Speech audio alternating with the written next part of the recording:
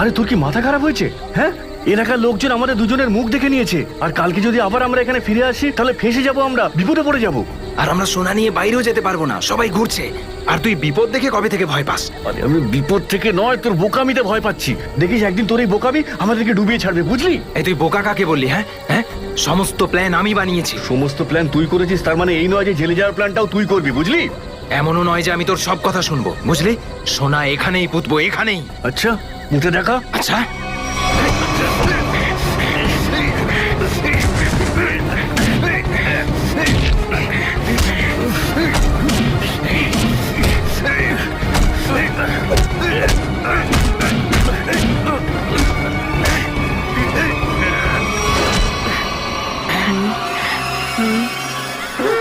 ওই যে ওই দিক থেকে আওয়াজ আসছে, ওই দিক থেকে আওয়াজ আসছে। হ্যাঁ, ওই দিক থেকে, চলো চলো চলো। এই তো